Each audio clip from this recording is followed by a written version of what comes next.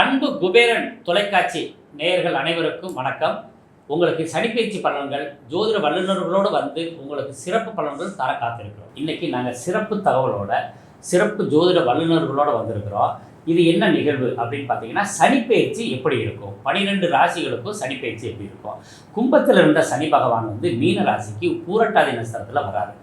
இப்போ அந்த பூரட்டாதி நட்சத்திரத்தில் வரும்போது அங்கேருந்து கிட்டத்தட்ட மீன ராசியில் 2.5 வருஷத்துக்கு அங்கேயே இருந்து 12 ராசிகளுக்கு அவர் தர வேண்டிய நல்ல விஷயங்கள் அல்லது பாதிக்கக்கூடிய விஷயங்கள், நாம் செய்த நல்ல வினைகளுக்கும் அசுப வினைகளுக்கும் உரிய பலன்களை தரவர். நாம் நல்லது செஞ்சுருந்தா 12 ராசிக்காரங்களுக்கும் உழைப்புக்கேற்ற ஊதியம் கிடைக்கும். 12 ராசியில் எந்த ராசி நிறைய சந்தோஷங்களையும் நல்ல பலன்களையும் அனுபவிக்க போகுது, எந்த ராசி குறைந்த பலன்களை அனுபவிக்க போகுது அப்படின்றத டாபிக் தான் நம்ம நிறைய பேச இருக்கோம். நிறைய ஜோதிட வல்லுநர்கள் வந்திருக்காங்க. மேச ராசியை பொறுத்தளவுக்கு எப்படி இருக்குது அப்படின்னு ஒவ்வொருத்தருக்கும் பேச ஆரம்பிக்கும். அன்பு நண்பர்களுக்கு வணக்கம். இப்போ சனிப்பெயர்ச்சி பலன்களை பற்றி தான் நம்ம பார்க்க இருக்கோம். இதுவரை கும்பராசியில் ஆட்சி பலம் பெற்று மூல திரிகோணம் பெற்று சனி பகவான் 2.5 வருடங்களுக்கு 12 ராசிகளுக்கும் தான் தரக்கூடிய பலன்களை தந்துக்கிட்டு இருந்தார். இப்போ கும்ப ராசியில் இருந்து நட்பு வீடான மீன ராசிக்கு வந்து 12 ராசிகளுக்கு பலன் தரப்போகிறார். முதல்ல ஆரம்பிக்கும் போது பூரட்டாதி நட்சத்திரத்தில் ஆரம்பிப்பார். அதுக்கு அடுத்து உத்திரட்டாதி 4 பாதங்களும் ரேவதி 4 பாதத்தில் இருந்து 12 ராசிக்கும் அவர் தர வேண்டிய பலன்கள்லாம் தரப்போகிறாரு. இதில் நாம் நல்ல வினைகள் செய்திருந்தால் அந்த பலன்களை நன்மையாக மாற்றி கொடுக்க போகிறார். அதில் ரொம்ப முக்கியமானது, சனி என்பது கர்மக்காரகன்.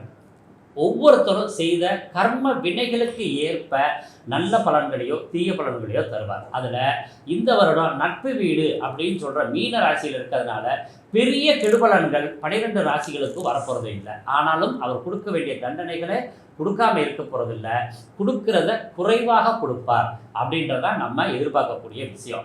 ஏன்னு கேட்டிங்கன்னா, இருக்கிறதுலையே பெரிய மேஜர் கிரகங்கள் எது அப்படின்னு பார்த்தோம்னா குருவும் சனியும் தான். இவங்களை வச்சு தான் நம்ம 12 ராசிகளுக்கும் ஒவ்வொரு வருடமும் அந்த நிகழ்வுகளை நம்ம பற்றி பேசுகிறோம். அதில் குரு வீட்டில் சனி இருக்கும்போது ரொம்ப பெரிய பிரமாதமான நற்பலன்களை கொடுப்பார். குருவும் சனியும் சேர்ந்த காலங்களில் தான் நிறைய தொழில் விருத்தி மேம்படுது.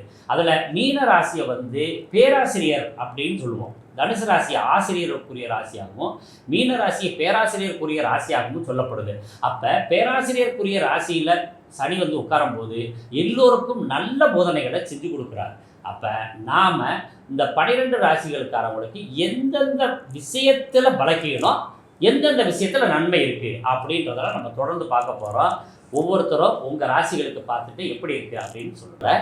எல்லாரோடைய கருத்துக்களையும் கேட்டோம்னா எப்படி இருக்கும் ஏன்னு கேட்டிங்கன்னா, பொதுவாக வந்து ஒரு ராசிக்கு 300 வகையான யோகங்கள் உண்டு, 300 வகையான அசுப யோகங்களும் உண்டு. அப்போ ஒவ்வொரு ஜோதிடரும் ஒவ்வொரு விதத்தில் கருத்து சொல்லுவாங்க. அப்போ இது வந்து நம்ம சேனல் நீங்கள் பல ஆண்டுகளாக பார்த்துக்கிட்டு இருக்கீங்க. அதனால என்ன பண்ணுறோம்னா, நேரம் பார்க்காம உங்களுக்கு உரிய பலன்களை முழுமையாக கொடுக்கணும் அப்படின்னு நாங்கள் ஆசைப்பட்டு என்ன பண்ணியிருக்கோம், ஒவ்வொருத்தருமே சிறப்பான பலன்களை தர வர்றாங்க. இப்போ பொதுவாக வந்து மேச ராசிக்கு எப்படி இருக்கும் அப்படின்னு இன்னொரு நான் ஆரம்பித்து மோசஸ் அவர்கள் பேச இருக்காங்க, அதுக்கடுத்து ராஜேஸ்வரி அம்மா பேச இருக்காங்க, அதுக்கடுத்து யாமினி அவர்கள் பேச இருக்காங்க, அதுக்கடுத்து நண்பர் மல்லிகார்ஜுனன் அவர்கள் பேச இருக்காங்க. முதல்ல என்னோட கருத்தை கொடுக்குறேன், எப்படி இருக்கு அப்படின்னு நீங்க பாருங்க. கன்னி ராசிக்கு சனிப்பெயர்ச்சி எப்படி இருக்கு அப்படிங்கிறத பத்தி இப்ப நம்ம பார்க்கலாம். கன்னி ராசியில என்னென்ன நட்சத்திரங்கள் இருக்குன்னா, உத்திரம் நட்சத்திரம் 2ஆம் பாதம் 3ஆம் பாதம் 4ஆம் பாதம் இருக்கு. அஸ்தம் நட்சத்திரம் 1ஆம் பாதம் 2ஆம் பாதம் 3ஆம் பாதம் 4ஆம் பாதம் இருக்கு. சித்திரை நட்சத்திரம் 1ஆம் பாதம் 2ஆம் பாதம் 3ஆம் பாதம். இந்த நட்சத்திர காலங்களுக்கு இப்ப இந்த கன்னி ராசியில் இருக்கிறவங்களுக்கு சனி பெயர்ச்சி எப்படி இருக்கு போகுது அப்படிங்கிறதாகும். சனி உங்க ராசிக்கு 7ஆம் இடத்துக்கு வராரு.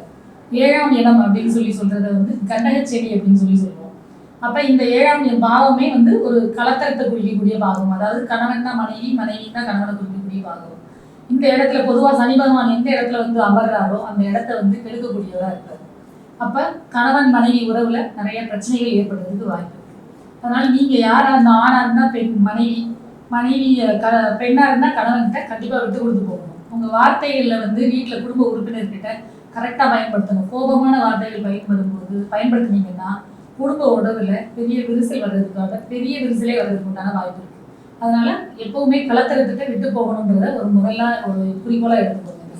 சனி பயிற்சியில் நீங்கள் இதை தான் முதல்ல ஒரு குறிக்கோளாக எடுத்துக்கணும். 2.5 வருஷத்துக்கு நீங்கள் கொஞ்சம் அமைதியாக இருந்தீங்கன்னா ரொம்ப நல்லா இருக்கும். இப்போ மேல் படிப்பு படிச்சுக்கிட்டு இருக்க மாணவர்களாக இருந்தாங்கன்னா கொஞ்சம் மந்தமான சூழ்நிலை இருக்கும். படிப்பில் கொஞ்சம் அதிக கவனம் செலுத்த வேண்டியது இருக்கும்.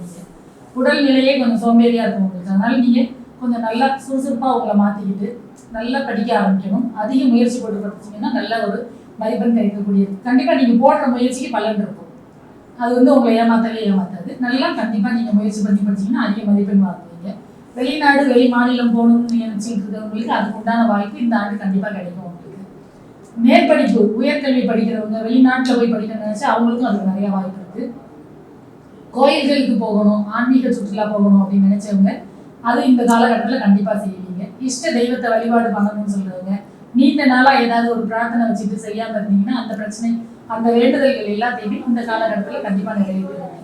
இப்போ இந்த கன்னி ராசியில் இருக்கிற எல்லாருமே நீங்கள் எந்த தெய்வத்தை வழிபடலாம் அப்படின்னு சொன்னா மீனாட்சி அம்மனை வழிபாடு பண்ணீங்கன்னா ரொம்ப நல்லா இருக்கும் உங்களுக்கு.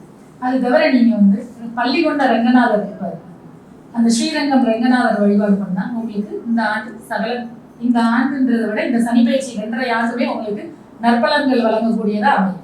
சமயபுரம் சந்தானகிருஷ்ணன் அவர்கள் கன்னி ராசிக்கு எப்படி இருக்கு அப்படின்றத பத்தி இப்ப பேசுவாங்க. அனைவருக்கும் இனிய காலை வணக்கம். இப்போ கன்னி ராசிக்கு சனி பயிற்சி பலன் எப்படி இருக்கும் எல்லாருக்கும் ஆர்வமா இருப்பீங்க. இப்போ இது வரைக்கும் ரோக சனி சொல்லணும் 6ஆம் இடத்துல இருந்த சனி இப்ப கண்டக சனி சொல்ற 7ஆம் இடத்துக்கு போறாங்க. இது அந்த அளவுக்கு சரியில்லைன்னா குடும்பத்துல சரியில்லை. மற்றபடி இவங்க எல்லாத்துக்குமே தொழில எல்லாத்துக்குமே நல்ல முன்னேற்றம் இருக்கும். கணவன் மனைவிக்குள்ள சந்தேகம் வரும், வீண் சந்தேகம். மனைவி வேலைக்கு போறதே அவங்க சந்தேகமா பார்ப்பாங்க. அவங்களுக்குள்ள கருத்து வேறுபாடுகள் எப்பவுமே இருந்துகிட்டே இருக்கும். வாய் வார்த்தை ரொம்ப ஜாக்கிரதையா இருக்கணும். வாயை குறைச்சிக்கிட்டாவே நீங்க எல்லா விஷயத்தையும் ஜெயிச்சிடலாம். அதே மாதிரி பதவி உயர்வு சம்பளம் எல்லாமே கிடைச்சும் சேமிச்சு வைக்க முடியலங்கிற ஒரு ஏக்கம் இருந்துட்டு தான் இருக்கும். அதனால அத்தியாவசியமா என்ன தேவையோ அதை மட்டும் வாங்குங்க, அனாவசியமா எதுவும் வாங்காதீங்க. சேமிச்சு வச்சு பழகுங்க. அப்புறம் பார்த்தீங்கன்னா குழந்தைங்க எதிர்காலத்தை பற்றி ரொம்ப சிந்தனையோட இருப்பீங்க. அவங்க படிப்புல கொஞ்சம் சோம்பலா இருப்பாங்க. அதனால கொஞ்சம் அவங்கள எப்படி வான் பண்ணணுமோ அந்த மாதிரி பண்ணுங்க. டியூஷன் அனுப்புங்க. அப்பதான் நல்ல மார்க் வரும், எதிர்பார்த்த மதிப்பெண் கிடைக்கும். இப்போ இந்த நட்சத்திரம் உத்திர நட்சத்திரம் அப்படின்னு அதில் பிறந்தவங்க அர்ஜுனன் பிறந்த நட்சத்திரம்னு சொல்லுவாங்க. அப்போ ஒரு இருமாப்புன்னு சொல்லுவோம் இல்லைங்களா, ஒரு கெத்தாவே இருப்பாங்க. இவங்க எப்பவுமே தோல்வி அப்படின்னாவே அவங்களால தோல்வியை தாங்கிக்க முடியாத ஒரு நட்சத்திரம் உத்திர நட்சத்திரம். அடுத்தது இவங்க என்ன பண்ணணும், திருநங்கைக்கு உதவணும். திருநங்கைக்கு உதவ இவங்களுக்கு ரொம்ப செழிப்பா இருக்கும். அவங்க கிட்ட ஆசீர்வாதம் வாங்கணும், அவங்களுக்கு புடவை எடுத்து கொடுக்கணும், அவங்க கையால பொட்டு வச்சுக்கணும். அந்த மாதிரி செஞ்சா நல்லா இருக்கும். அடுத்து இவங்க என்ன பண்ணணும், கருவேப்பிலை சாதத்துக்கு தானமா கொடுத்தீங்கன்னா ரொம்ப சிறப்பா இருக்கும். அடுத்து பார்த்தீங்கன்னா அஸ்த நட்சத்திரம். இது விநாயகரோட நட்சத்திரம், விநாயகர் பிறந்த நட்சத்திரம். அப்போ இவங்க விநாயகர் வழிபாடு அடிக்கடி சூரத்தேங்காய் விநாயகரை 9 முறை சுற்றி உங்க தலையை 3 முறை சுற்றி பிள்ளையார் முன்னாடி உடைச்சிட்டு திரும்பி பார்க்காம வாங்க. எந்த தோஷமும், ஏன்னா சனி பகவானாவே விநாயகர் வழிபாடு, அதாவது மனித முகமற்ற கடவுளை வணங்குறது. சனி பகவான் எதுவுமே பண்ண மாட்டார், நல்லது மட்டுமே பண்ணுவார். அப்போ என்ன பண்ணும், விநாயகருக்கு சூரத்தேங்காய் கரெக்டாக இது பண்ணிட்டு முச்சிந்தில் உடைச்சிருங்க. அது ரொம்ப சிறப்பை தரும். அடுத்து சித்திரை நட்சத்திரம்னாவே ஒரு கோபம் ஜாஸ்தி, முன்கோபம் ஜாஸ்தி. அவங்களுக்கு மட்டும் மூக்கில் மட்டும் வேத்துக்கிட்டே இருக்கும். டென்ஷன், தோல்வியை அவங்களுக்கு பிடிக்காது. அவங்களும் கோபத்தை குறைச்சி, அதாவது எள்ளு தானம், எள்ளுன்னா எள்ளு சாதம் இந்த மாதிரி காக்கைக்கு கொடுக்கறது ரொம்ப சிறப்பாக தரும். எல்லாத்துக்கும் பொதுவாக கன்னிராசியான பொதுவான பலன், கருத்து வேறுபாடு இல்லாமல் கணவன் மனைவிக்குள்ள ரொம்ப அனுபவமாக இருந்தீங்கன்னா இந்த சனி பகவான் ரொம்ப அருமையாக உங்களுக்கு நல்ல பலனே கொடுப்பார். இப்போ ரொம்ப அருமையாக சொன்னாங்க சந்தானகிருஷ்ணன் சார். அதாவது கலத்திரத்தை விட்டு கொடுத்து போகணுன்றது கண்டிப்பான ஒரு ரூல். இந்த கன்னி ராசிக்கு இந்த வருஷம், இந்த 2.5 வருஷமும் நீங்கள் கண்டிப்பாக விட்டு கொடுத்து போனீங்கன்னா உங்கள் வாழ்க்கை ரொம்ப நல்லாயிருக்கும். அது தவிர இந்த உத்திர நட்சத்திரத்தில் இருக்கிறவங்க எப்பவுமே ஒரு அதிகார தோரணையோடயே இருப்பாங்க அவங்க. அதனால் அவங்களுக்கு இந்த தோல்வியை ஏற்றுக்கொள்கிற மனப்பான்மை இருக்கவே இருக்காது. அவங்க ரொம்ப எல்லாத்துலேயுமே வெற்றி அடையணுன்ற ஒரு குறிக்கோள் இருப்பாங்க. அதையெல்லாம் உங்களுக்கு அழகாக கோடிட்டு காமிச்சிருக்காங்க. இப்போ இவங்க சொன்ன மாதிரி நீங்கள் அந்தந்த ராசிகளுக்கு உண்டான பரிகாரத்தை பண்ணும்போது உங்களுக்கு ரொம்ப நல்லாயிருக்கும். அந்தந்த நட்சத்திரத்துக்கு அந்தந்த மாதிரி பண்ணிங்கன்னா ரொம்ப நல்லாயிருக்கும். இதில் எள்ளை நீங்கள் கொடுக்க சொல்லியிருந்தாங்க. எள்ளை நீங்கள் எள்ளு சாதமாகவும் கொடுக்கலாம். அப்படி இல்லைன்னா தயிர் சாதத்தில் கொஞ்சம் எள்ளு போட்டு கொடுப்பாங்க, அந்த மாதிரி செய்யலாம். அப்படி இல்லை எள்ளு உருண்டை செஞ்சு அதை கூட நீங்கள் கொடுக்கலாம். இந்த மாதிரி செஞ்சீங்கனாலும் உங்களுக்கு ரொம்ப நற்பலன்கள் இருக்கக்கூடியதாக அமையும். அன்பார்ந்த கன்னி ராசி நேயர்களே, எல்லாருக்குமே நீங்கள் ஒரு வழிகாட்டியாக தான் இருப்பீங்க. இந்த வழிகாட்டுதல்னால பல பேர் உங்களால் பல முயற்சிகள் செஞ்சு சாதனைகள் செஞ்சுருப்பாங்க. அப்படிப்பட்ட கன்னி ராசிக்காரர்களுக்கு இந்த சனி பயிற்சி கண்டக சனின்னு சொல்லிட்டு சொல்கிறாங்க. இந்த கண்டக சனியை எப்படி நீங்கள் எடுத்துக்கிட்டோம்னா, உங்களுக்கு இயற்கையாகவே ஞாபக சக்தி அதிகம். அப்போ ஞாபக சக்தி இருக்கும்போது இந்த வார்த்தைகள் உங்களுக்கு பல முறை சொல்லி சொல்லி அதுவே பயன்படுத்துறதுனால உங்களுக்கு பதிஞ்சு போயிடும். உதாரணத்துக்கு கண்டக சனி. இப்போ நீங்கள் என்ன நினைப்பீங்க, எனக்கு கண்ட சனி நடந்துருக்கு, கண்டக சனி நடக்குது அப்படின்னு சொல்லி உங்களே நீங்கள் டிப்ரெஷன் கொண்டு வந்துடுவீங்க. அப்படி நீங்கள் நினைக்காம நீங்கள் என்ன பண்ணணும்னா, எந்த இடத்துலலாம் நீங்கள் ஒரு பிளானிங் அண்ட் எக்ஸிக்யூஷன் இதை மட்டும் நீங்கள் கரெக்டாக கொண்டு போனீங்கன்னா லைஃப் பார்ட்னர்லையும் சரி, உங்களோட ரிலேஷன்ஷிப்பும் சரி, அது மட்டும் இல்லாமல் உங்களோட பிஸ்னஸ் சம்மந்தப்பட்ட பார்ட்னர்ஸ்களும் சரி, எல்லாத்தையும் சுமூகமாக போகும். யாருமே உங்களை விட்டு பிரிஞ்சு போகாத அளவுக்கு நீங்கள் பார்த்துக்கலாம். இப்போ கண்டக சனி வர்றதுனால நீங்க பேச வேண்டிய வார்த்தைகள் ரொம்ப ஜாக்கிரதையா இருக்குன்னு சொல்றாங்க. பர்டிகுலரா பார்ட்னர்ஸ். இந்த பார்ட்னர்ஸ்ன்றத மனைவி கணவன் அப்படின்னு எடுத்துக்காம நீங்க யார்கிட்டெல்லாம் நீங்க பழகுறீங்களோ, நண்பர்கள் கூட பார்ட்னர் தான், அவங்கள்ட்ட எல்லாம் ரொம்ப ஜாக்கிரதையா அந்யூன்யமா பேசி பழகுங்க. யாருமே உங்களை விட்டு பிரிஞ்சு போக மாட்டாங்க. அடுத்தது நீங்க என்ன செய்யணும்னா, உங்களோட உடலை கொஞ்சம் பாதுகாக்கணும்னா எப்ப பார்த்தாலும் நான் கரெக்டா இருக்கிறேன், என்னோட டியூட்டி தான் முக்கியம் அப்படின்னு சொல்லிட்டு ஓடிட்டு இருந்த காலங்கள் இப்ப போய் உங்களுடைய உடல் சம்பந்தப்பட்ட விஷயத்துக்கு கவனத்தை செய்ய வேண்டிய காலமாக அமைய போகுது. அதனால உங்களுடைய உடலை ஜாகிரதையா பார்க்கணும். பொதுவா இந்த 2026க்கு அப்புறம் உங்களுடைய கொலஸ்ட்ரால், பிபி, சுகர் இது போன்ற விஷயத்து மேல ரொம்ப கண்காணிப்பா இருந்து ரெகுலரா 6 months ஒன்ஸ் ஒரு மாஸ்டர் செக்அப் பண்ணீங்கன்னா அதை மெயின்டைன் பண்ணலாம். அதுக்கு அதிகமான விஷயங்கள் என்ன செய்யணும்னா, ஃபைபர் கண்டென்ட் ஃபுட்டுன்னு சொல்லுவாங்க. எதுலெல்லாம் நார்ச்சத்து உள்ளதோ அந்த சாப்பாட்டுலாம் சாப்பிட்டு வந்தீங்கன்னா உங்க உடம்புக்கு நல்ல ஆரோக்கியத்தையும் நல்ல தெம்பையும் தரும். அது மட்டும் இல்லாமல் உங்களுடைய நிர்வாக திறனும் ஃபைனான்சியல் சம்பந்தப்பட்ட திறனும் நல்ல முறையில் வளர்ச்சி அடையும். அதுக்கு நீங்க பொறுமையாகவும் பிளானிங் மட்டும் கரெக்டா பண்ணீங்கன்னா நல்லபடியா முடியும். மனைவி கணவன் இவங்களுக்குள்ள அடிக்கடி வாக்குவாதங்கள் வரும். வர காரணம் என்னன்னா, இந்த கண்டக சனியோட அமைப்பு தான். அதுக்கு சிம்பிளான ஒரு விஷயம், 2 பேருமே விட்டு கொடுத்துட்டு போறத விட 2 பேருக்கு பிடித்த விஷயங்களை கிஃப்ட் முறையில பரிமாற்றி கொண்டு வந்தீங்கன்னா உங்களுக்கு நல்ல மாற்றங்கள் வரும். அதனால பலவிதமான சூழ்நிலைகள் அமையாது. கன்னிராசிக்கு எப்படி இருக்குன்றத சொல்றாங்க. அது சொல்லும்போது ரொம்ப எளிமையான ஒரு பரிகாரமா அவங்களுக்கு சொல்றாங்க. அவங்க ஒண்ணுமே இல்லை, கணவன் மனைவி ஒருத்தருக்கு ஒருத்தர் கிஃப்ட் கொடுத்துட்டாலே அவங்களுக்குள்ள இருக்க அன்பு தான் வெளியில முதல்ல தெரியும். ஓ, எனக்கு இதை கொடுத்துருக்காங்க அப்படின்னு சொல்லும்போது அவங்களோட அன்பு அதில் வெளிப்படுது.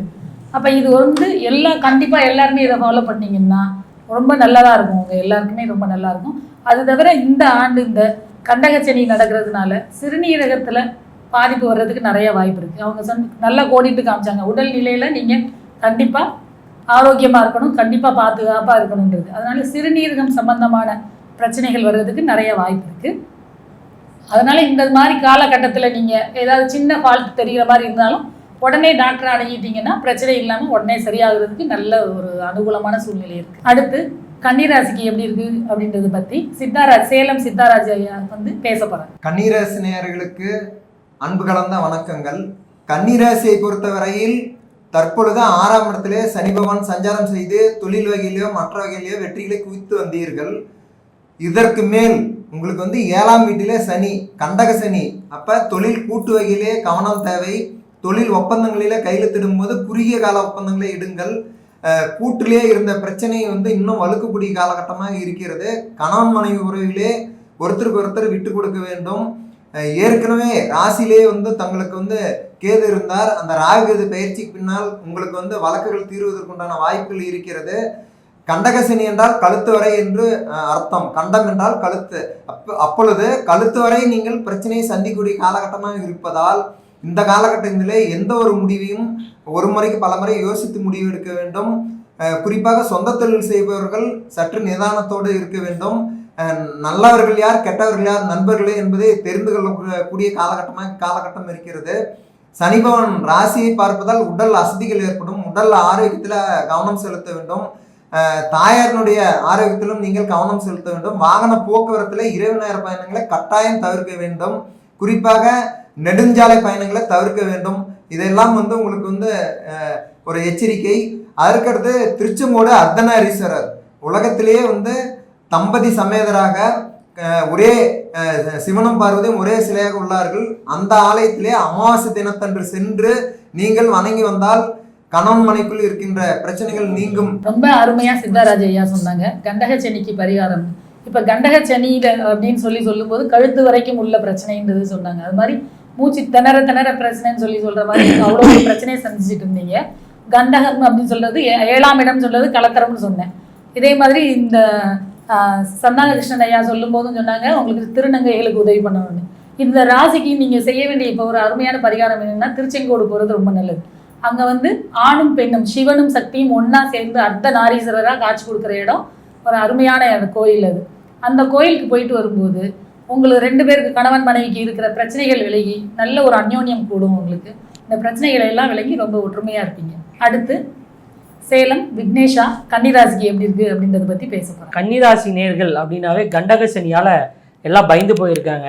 அதாவது வந்து பாத்தீங்கன்னா எந்த செயலையும் தங்களுடைய புதுமையை புகுத்தணும் அப்படிங்கிறதுல கன்னிராசி நேர்களுக்கு நிகராக யாராலையும் செயல்பட முடியாது. அப்படிப்பட்ட கன்னிராசி நேர்களுக்கு இந்த சனிப்பெயர்ச்சி அப்படிங்கிறது கவனம் ரொம்ப தேவைப்படுது. தொழில் சார்ந்த விஷயங்களில் முதலீடுகளில் அக்டோபர் டு டிசம்பர் மாதம் முதலீடு பண்ணாலுமே கூட அந்த நீங்கள் முதலீடு பண்ணதுக்கான வருமானம் மட்டும்தான் வரும். லாபங்கள் பெருசாக எதிர்பார்க்க முடியாது. அதே போல் நண்பர்கள் கூட்டாளிகள் சார்ந்த விஷயத்தில் ரொம்ப கவனமாக இருக்கணும். அதாவது பிரிந்து செல்லக்கூடிய அமைப்பெல்லாம் இருக்குது. அது மட்டும் இல்லாமல் இரவு நேர பயணங்களை தவிர்க்கணும். அதே போல் வெளியூர் செல்லும் பொழுது வீட்டிலிருந்து ஒரு ஏலக்காயை எடுத்துகிட்டு போகிறது உங்களுக்கு ஒரு சிறப்பை தரும். அதே போல் கன்னிராசியை சேர்ந்தவங்களுக்கு இந்த காலகட்டத்தில் ஸ்கின் டிசீஸ் வரதுக்கு வாய்ப்புகள் ரொம்ப அதிகமாக இருக்குது. அதனால் ஒரு சின்ன தொந்தரவு ஏற்பட்டாலும் உடனடியாக மருத்துவர் அணுகிறது ரொம்ப பெரிய விஷயமா இருக்கும். அதே மாதிரி அரசு அதிகாரிகள் வந்து ரொம்ப நேர்மையாக செயல்படணும். அதே மாதிரி அவர்களுக்கு பணி சுமை அப்படிங்கிறது ரொம்ப அதிகரிக்கக்கூடிய ஒரு காலமாக இருக்கும். டிரான்ஸ்ஃபர் கேட்டு கிடைக்காதவங்களுக்கு கூட இந்த சமயத்தில் டிரான்ஸ்ஃபர் தரேன்னு சொல்லிட்டு தரமாட்டாங்க. ஆனால் வந்து பணி சுமை அப்படிங்கிறது அதிகமாக இருக்கும். உத்தியோகஸ்தர்களுக்கு டென்ஷன் ப்ரெஷர் அதிகமாக இருக்கக்கூடிய காலமாக இருக்கும். இருந்தாலும் இதையெல்லாம் கடந்து நீங்கள் வரக்கூடிய ஒரு அமைப்பு இருக்குது. உங்களுக்கு வருமானம் அப்படிங்கிறது ஓரளவு நல்லா இருந்தாலும் கூட சுப செலவுகள் அதிகரிக்கக்கூடிய வாய்ப்புகளும் இருக்குது. அதனால் கணவன் மனைவி கிட்ட கொஞ்சம் விட்டு கொடுத்து போனால் இந்த கண்டக சனியை நீங்கள் ஈஸியாக கடந்துடலாம். அது மட்டும் இல்லாமல் பொதுவாக இந்த கன்னிராசியில் பிறந்திருக்கக்கூடியவர்கள் ராஜகணபதியை வழிபாடு செய்வது மிகப்பெரிய ஏற்றத்தை தரும். அது மட்டும் இல்லாமல் உத்திரம் நட்சத்திரத்தில் பிறந்திருக்கக்கூடியவர்கள் நீங்கள் கண்டிப்பாக வந்து உணவு தானம் செய்யணும். அதாவது வந்து எலுமிச்சை பழ சாதத்தை தானமாக செஞ்சால் உத்திரம் நட்சத்திரக்காரர்களுக்கு சிறப்பாக இருக்கும். அஸ்தம் நட்சத்திரத்தில் பிறந்திருக்கக்கூடியவர்கள் தயிர் சாதத்தை தானமாக கொடுங்க. அதே மாதிரி சித்திரை நட்சத்திரத்தில் பிறந்திருக்கக்கூடியவர்கள் பருப்பு சார்ந்த விஷயங்களை கோவில்களுக்கு தானமாக வழங்குவது உங்களுக்கு ஏற்றத்தை தரும். மனக்குழப்பங்களிலிருந்து நீங்கள் விடுபடுறதுக்கு ஒரு பெரிய வாய்ப்பாக இருக்கும். ரொம்ப அருமையா விக்னேஷா சொன்னாங்க கன்னிராசிக்கு எப்படி இருக்கும் அப்படின்றத பற்றி. எல்லாருமே சொல்ற மாதிரி கண்டக சனி அப்படிங்கும்போது ஒரு குடும்பத்தில் இல்லறத்தில் ஒரு பிரச்சனையை ஏற்படுத்துவார் அப்படின்ற ஒரு சூழ்நிலை இருக்கும்போது நீங்கள் அதை நல்லா மனசில் பதிய வச்சுக்கணும். இதுக்கு பயப்பட வேண்டிய அவசியம் இல்லை. நம்ம பிரச்சனையை எதிர்கொள்ள போகிறோம் அப்படின்னா அதுக்கு ஏற்கனவே ரெடி ஆகிடுவோம். நம்ம ஒரு பிரச்சனை வருதுன்னு தெரிஞ்சிச்சுன்னா அதை சமாளிக்கிற திறமை நமக்கு வந்துடும். அதுக்காக தான் இப்போ நம்ம எல்லாருமே இதை நாங்கள் கோடிட்டு உங்களுக்கு சொல்கிறது. அதனால் குடும்பத்தில் ஒரு பிரச்சனை வரப்போகுது, நம்ம ஒரு வாக்குவாதம் வரப்போகுது அப்படின்னா முதலே சரி பிரச்சனை வரும் அப்படின்னு சொல்லி முதலே அமைதியாக இருந்துடலாம். நீங்கள் இல்லைன்னா ஒரு நிமிஷம் விட்டுக்கிட்டு ஓகே கொஞ்சம் நேரம் கழிச்சு திருப்பி வந்து பேசி சமாதானப்படுத்திக்கலாம். இந்த மாதிரி நீங்கள் ஒருத்தருக்கு ஒருத்தர் விட்டு கொடுத்து போகிறது, கிஃப்ட் வாங்கி கொடுத்துக்கிறது, ஒரு தடவை சண்டை போட்டாலும் அடுத்த தடவை அதை அனுசரித்து போய் சாரி சொல்லி ஒருத்தர் விட்டு கொடுத்து போனீங்கன்னா அந்த கன்னி ராசிக்கு ரொம்ப நல்லா இருக்கும். இந்த சார் சொன்ன மாதிரி கணபதி வழிபாடு உங்களுக்கு ரொம்ப நன்மை தரக்கூடியதாக அமையும்.